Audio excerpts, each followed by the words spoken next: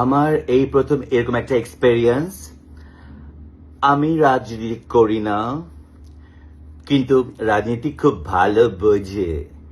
ছোট্টবেলা থেকে রাজনীতির মধ্যেই বড় হয়েছে। যেমন অনেকে গান গায় না, কিন্তু গান বোঝে। অনেকে লিখতে জানে না, কিন্তু সাহিত্য খুব ভালো করে পড়তে। ছবি আঁকতে পছন্দ না, ছবি দেখতে সেরকম আমি। আমার রাজনীতি আমি প্রচন্ড অ্যালার্ট। আর যেই রাজনীতি আমার দেশকে ধারণ করে, যে রাজনীতি আমার দেশের জন্য ভালো বয়ে আনে, আমাদের মুক্তিযুদ্ধে পাওয়া দেশকে, আমাদের ভাষা আন্দোলনে পাওয়া ভাষাকে, সেই রাজনীতিকে আমি প্রচন্ড শ্রদ্ধা করে আমার সে বলবে, আমরা তাদেরকে ভালোবাসবো, তাই না? আমাদের দেশে মানুষ কি, যাদেরকে সাধারণ মানুষ না, আমরা আমাদের দেশকে নাগরিক। এক একজনে আমরা আমাদের দেশের নাগরিক, এবং নাগরিক হিসাবে আমাদের একটা রাইটস আছে। আমাদের এই রাইটসটা হচ্ছে কি, আমাদের ভালো চাই,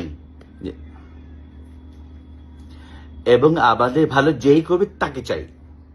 আজকে তোমাদের কি একটা সাথে আমাদের যা যাত্রা এত তুমি করে বলছি, তোমরা আমাদের সন্তানের থেকেও ছোট অনেকে, আবার সন্তান থেকে বয়সে বড় অনেকে, নাতিপতি না, কিন্তু সন্তানের বয়সী।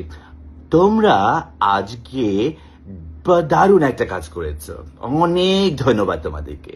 শুধু আমি একটা অনুরোধ জানাবো, সবাইকে জানাবো,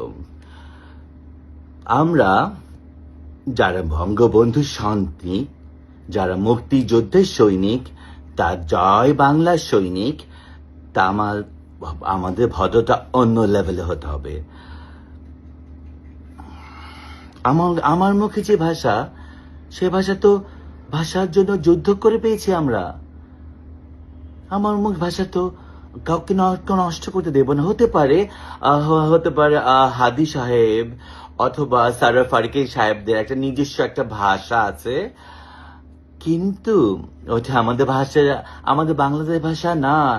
আমাদের বাংলা ভাষা অশ্লীল নয়, দারুণ একটা জায়গায় বার্নবাজি কথা বলেছে, যে ভাষা রবীন্দ্রনাথ কথা বলেছে, যে ভাষা কাজী নজরুল কথা বলেছে, সেই ভাষাটায় আমরা সযত্নে মাথার উপরে রাখবো, এবং আমাদের বাংলাদেশকে মাথা মুকুট করে রাখবো, কাউকে দেব না।